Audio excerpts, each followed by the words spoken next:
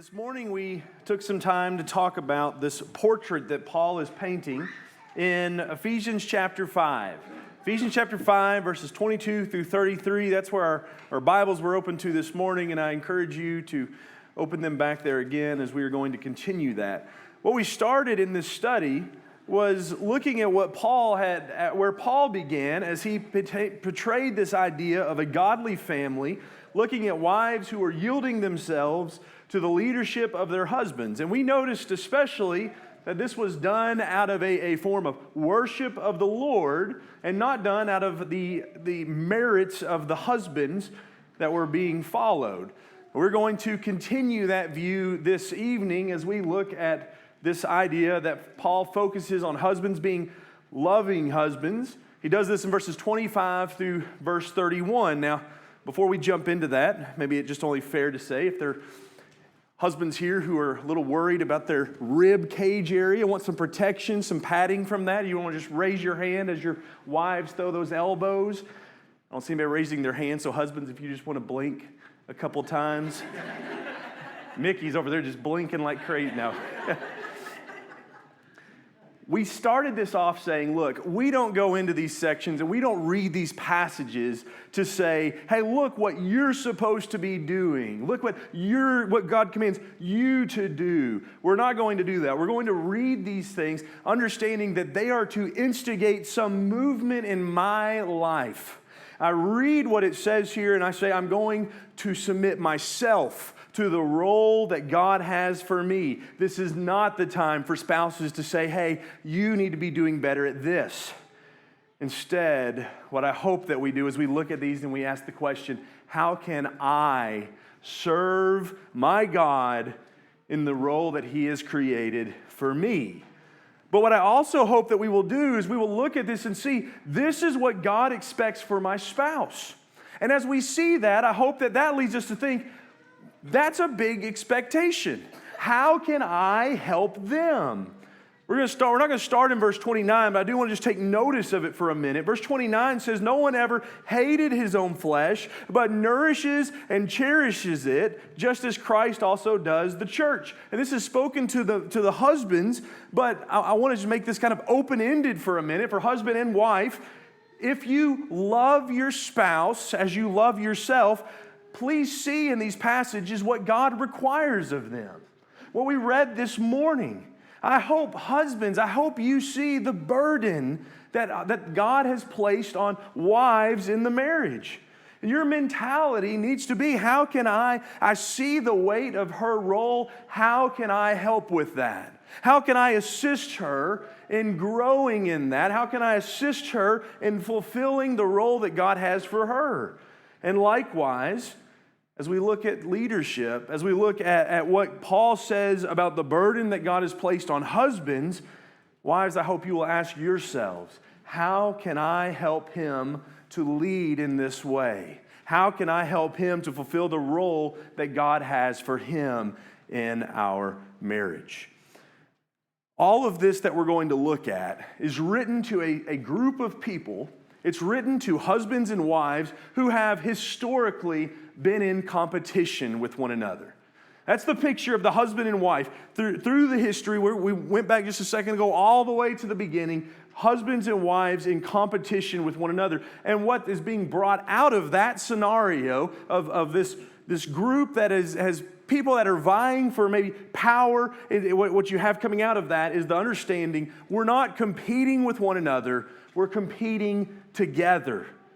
We're not against one another. We're with one another. And so purpose-driven families, that's the way that we're viewing all of this month, is families who have a drive to fulfill the purpose that God has in marriage. Purpose-driven families recognize the prize is not being the one that's most needed. The prize is not being the one with the power. The prize is not being the one that's most influential in the family.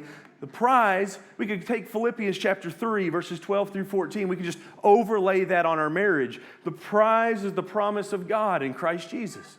And so we might look at our marriages and say, you know what? I have not yet reached it. I have not yet attained it. But I'm going to lay aside the failures of my past. I'm going to make every effort today to take hold of that which has taken hold of me, which is Jesus Christ, our Lord. How can we take hold of Christ in our marriages? Reaching forward, being purpose-driven. That's the goal of these lessons. I pray that that is coming through. In Ephesians chapter 5, we're going to continue that look, considering husbands and how husbands assist in making purpose-driven families. So if you would, turn over to start with me in verse 25. We'll just read through verse 31 together. Husbands, love your wives, just as Christ also loved the church, and gave himself up for her, so that he might sanctify her, having cleansed her by the washing of water with the word, that he might present to himself the church in all her glory, having no spot or wrinkle or any such thing, but that she would be holy and blameless. So husbands ought also to love their own wives as their own bodies. He who loves his own wife loves himself. For no one ever hated his own flesh, but nourishes and cherishes it, just as Christ also does the church, because we are members of his body.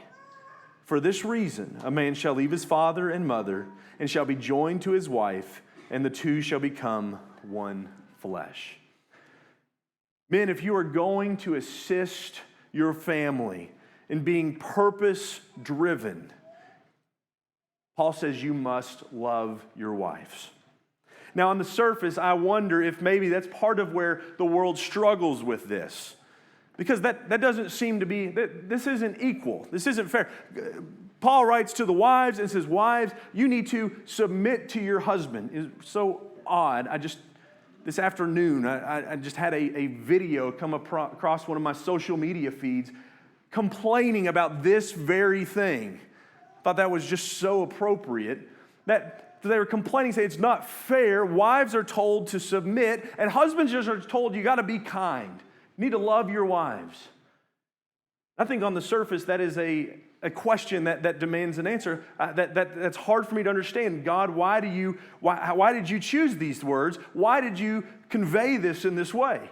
So I think it'd be good for us to just take a very brief refresher in the Greek language. Because one of the first things you must understand about the language in which much of the Bible and much of the New Testament is written in is that you can't always read the Greek language like you read the English language.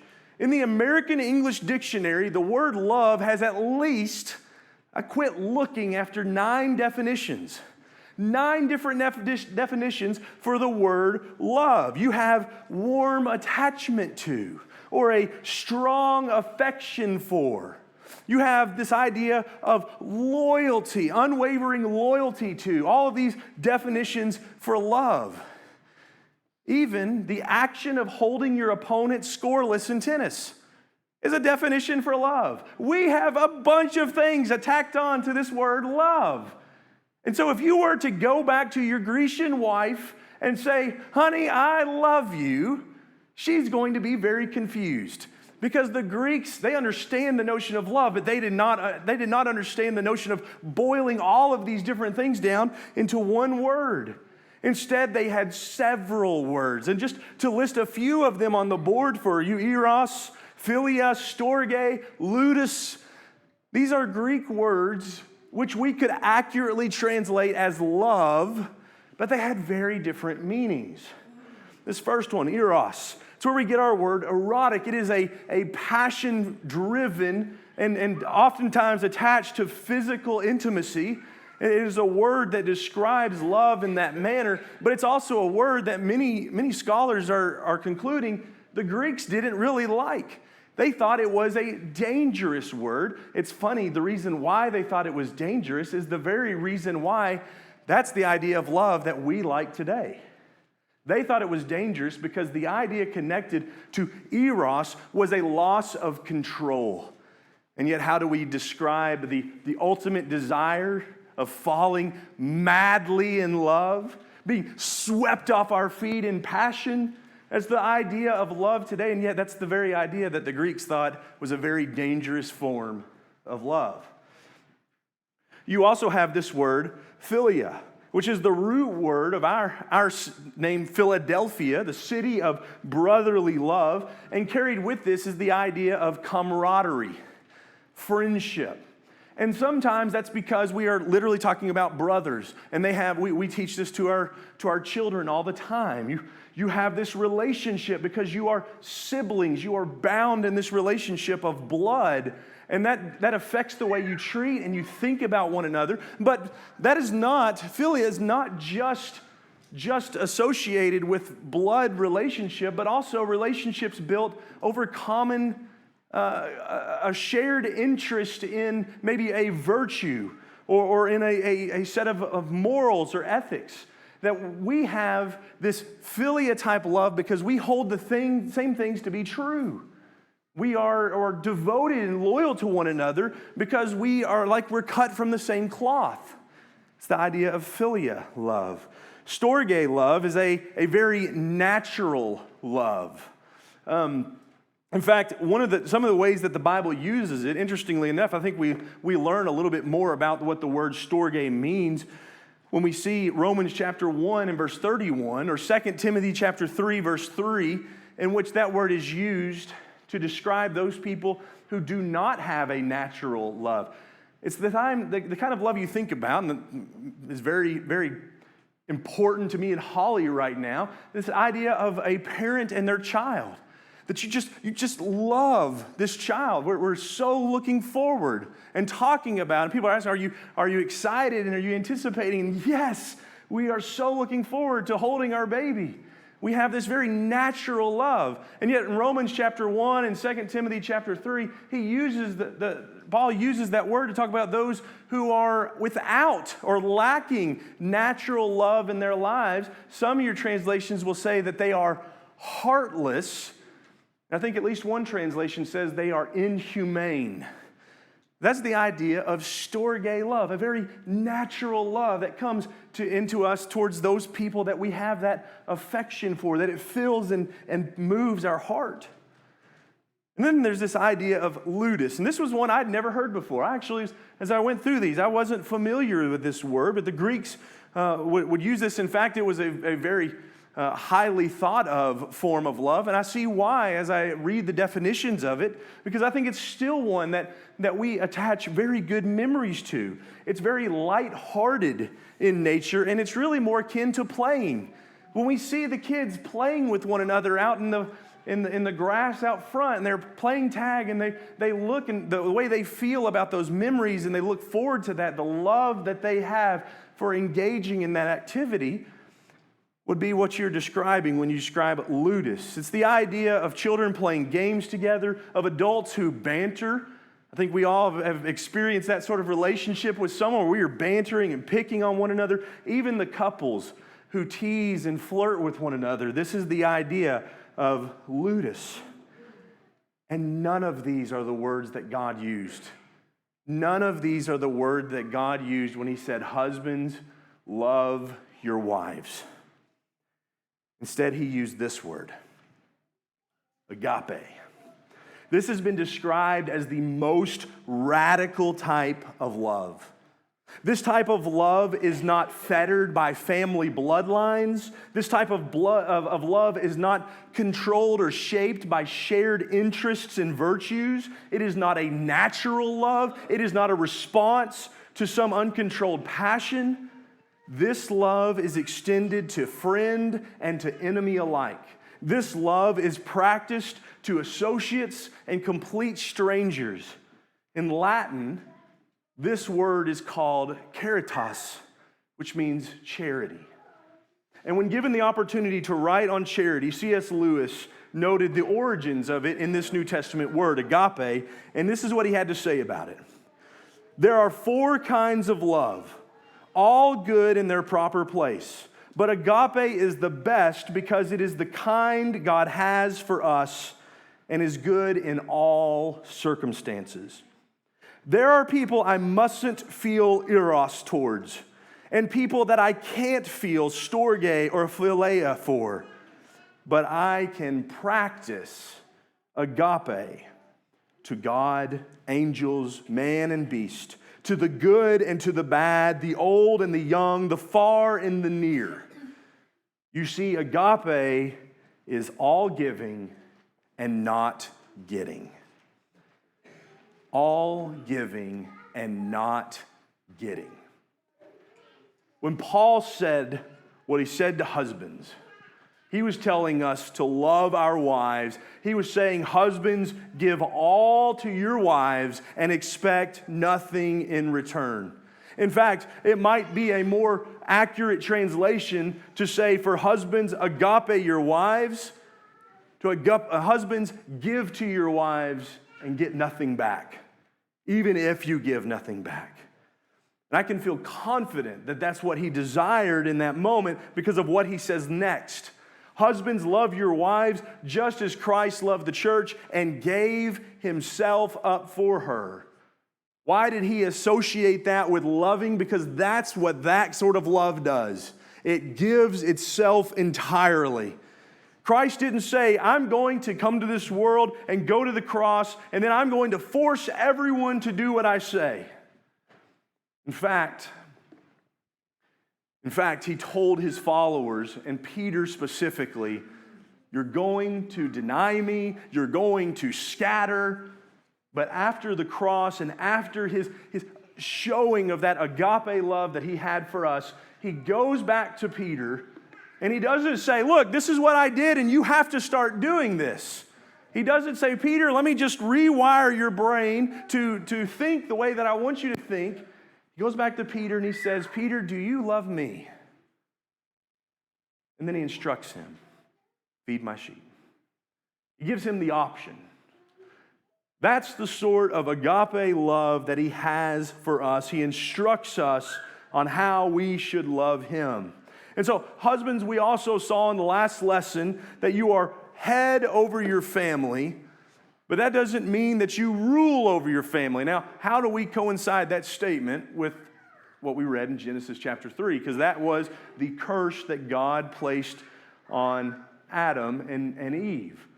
That the wife's desire would be for her husband and he would rule over her. And so please, when I say that, please hear what I'm trying to describe, this idea of tyrannical dictatorship. We are to be the head. We are to lead our families in the way that Christ rules over us. We are to sacrificially love it. Give yourself for it. In fact, for just a moment, to portray that image, I just ask you to think back to Jesus and ask yourselves these questions. Jesus, why did you leave heaven and come to earth? Why did you choose to live as a mortal man? Why did you choose to face the hardships of humanity? Why did you choose poverty? Why did you choose the family that was of carpentry instead of kingship and wealthiness? Jesus, why did you go to the sick and the diseased? And why did you be so patient when you instructed the arrogant and the haughty? Why did you wash feet? Why did you remain silent before your accusers? Why did you take the beatings and the mockery of people that you were trying to save? Why did you hold your powers back? Jesus, why did you die? And of the myriad of answers that we could concoct from scriptures to answer those questions, specific to our purpose tonight, comes one to me. Husbands, because I was trying to show you what your role is. I was trying to show you what I was willing to do for my bride, the church. And I can fully say that as a husband, I am not done learning those lessons. I am repeatedly reminded just how far off from that mark I am from loving Holly as Christ loved the church. And while I struggle with my weakness, I come to realize more and more that I have not been instructed to be some sort of tyrannical ruler of the Blevins family, because I am not qualified for that. Instead, husbands, we are told, love our wives. Everything that the husband does is for the benefit of the wife, to the very extent that Christ loved the church. And fellas, please understand that what that means is we are all in on our love for our spouses. It was not about what was best for him. It was about what was best for you and me, what we needed, what was required for us. So likewise, husbands, we do what we do for the best of our wives. And I would contend that that means that husbands, we listen to them. Husbands, we let them know that when they voice their concerns and their fears and their struggles, we have the desire for them to know that you are heard in this relationship. Your voice, your thoughts are important. And at times we make decisions based upon that input. To some, they may say that's the idea of husbands submitting to their wives, not wives submitting to their husbands, and I'm okay with that. We need to see that that's what Christ did for us. He submitted himself to terrible, terrible things because he wanted what was best for his people, for his bride, the church. And just like I said to our sisters this morning, this sort of relationship is not a reciprocal relationship. There is no thinking that, you know what, I will consider you and I will love you as long as you think about me and treat me the way that I want to be treated. There's no idea that says husbands to their wives, I will make sacrifices to you and for you. I'll make sacrifices for you as long as you don't make them hurt so much. It's not the picture that we see here. There's no loophole in this section. There's no idea at any point in this whole passage where we could say to the wives, you submit as long as the husband is making decisions that you like, or husbands, you love your wives as long as they're lovable. He says you stand out from the rest of the world, and things look different in these families. Husbands, love your wives. It doesn't matter if she is nagging you, husbands, love your wives. It doesn't matter if she isn't kind to you, husbands, love your wives. And like we said this morning, in the marriage relationship, this was a voluntary decision. You picked her, but not just that, you made a covenant between God, you and her with God. And in this covenant, you vowed to be this role, to be her husband. You might say, well, she is not living up to her end of that. Think back to Romans chapter 5. Were we living up to our end when Christ came to set up his bride? Romans chapter 5 says, no, we were enemies. And that's the depth of the love that Christ had when he sacrificed himself. Husbands, you are the head of the marriage like Christ is the head of the church. And so Paul calls us in these moments, in all circumstances, that's what you act like. You act like Christ. And I think we need to discuss this idea of headship for a moment. Because headship is not about marching orders. I think a lot of times people in the world and even people in the church begin to look at this idea as we're the head, so we tell everybody what to do. We dictate the directions that we go. That is never given in these passages. It's never given that the husbands are the instruction setters. Instead, headship seems to be more about responsibility. When God says, wives, submit to your husbands as to the Lord, because the husband is head of the wife, and I pray both husband and wife hear this well, God is saying, this team that is competing together for the prize, husbands, I'm going to hold you accountable.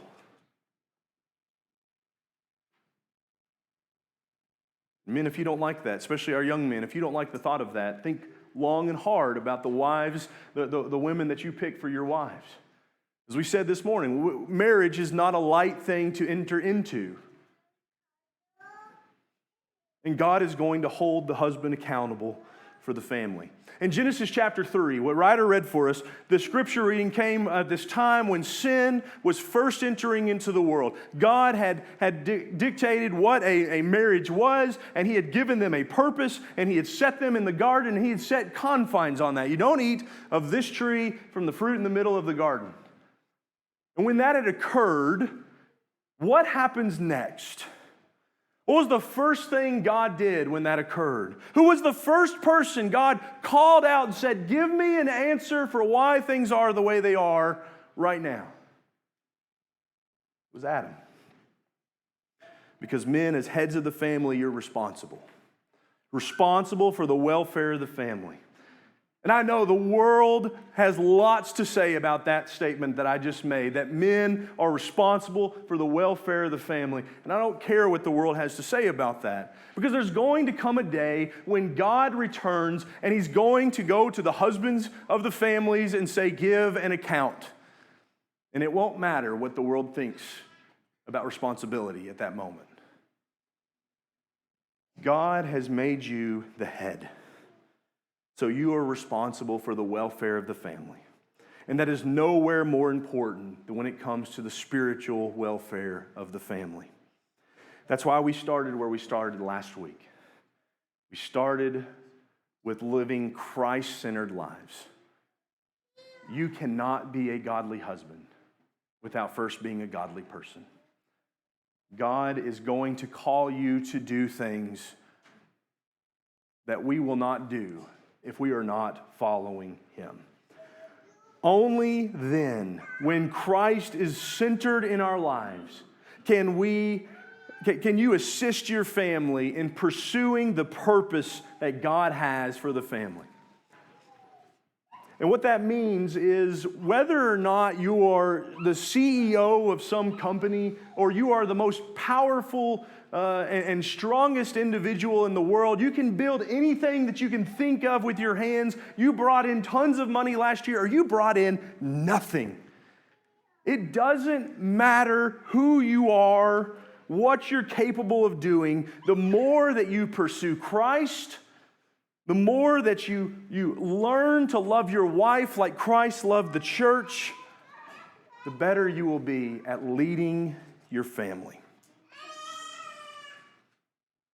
This is Paul's portrait.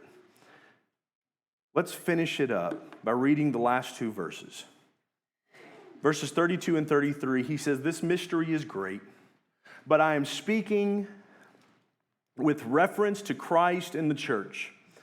Nevertheless, each individual among you also is to love his own wife even as himself, and the wife must see to it that she respects her husband."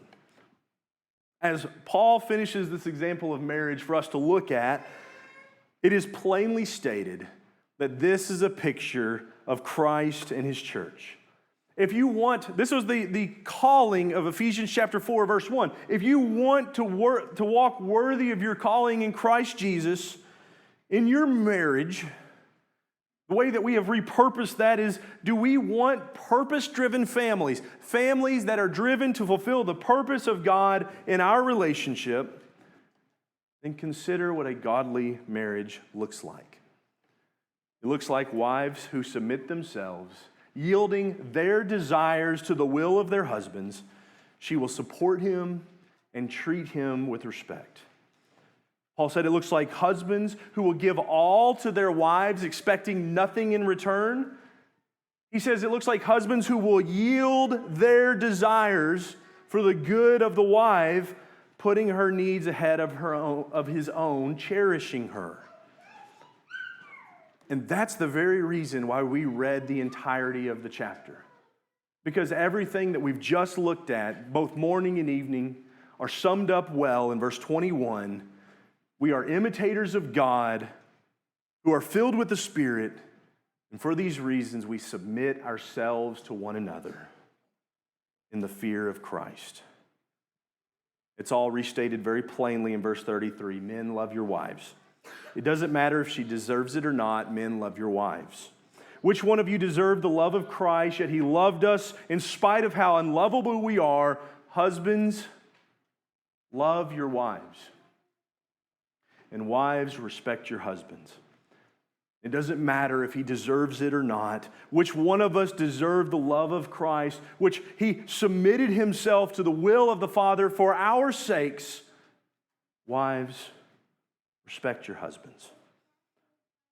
When husbands love their wives and wives respect their husbands, God's purpose in marriage is being fulfilled. It doesn't look like what the world thinks marriage should look like. Instead, it stands as this bold proclamation, engraved on our words and our thoughts and our actions, that we are Christians. And yes, that's going to look different. But every purpose of our life, when we go to work, when we go to school, when we go to the grocery, and in our marriage, especially as you see us, we are going to be proclaiming to you that Christ is the center. That's why we're different. We want to show you Christ. If you are here today and you see your need to start showing Christ to the world today, you need to understand that you can't do that. You can't do that in your marriage. You can't do that in any other relationship until you first submit to Him as Lord. Until we first come and humbly bow our hearts and our desires and our will before Him, we yield. We lay down arms and say, I will not fight against you anymore. Instead, I will surrender and I will follow the direction you are leading me. He calls us to follow Him faithfully. He calls us through the waters of baptism to be rid of our sins, to be cleansed. And He calls us to walk in this world, shining our lights, the banner of Christ flying above us as individuals, as young, as old, as single, and especially in our marriages. Can we assist you with that this evening? If so, let's talk about that together. Come forward and we'll discuss that as we stand and sing.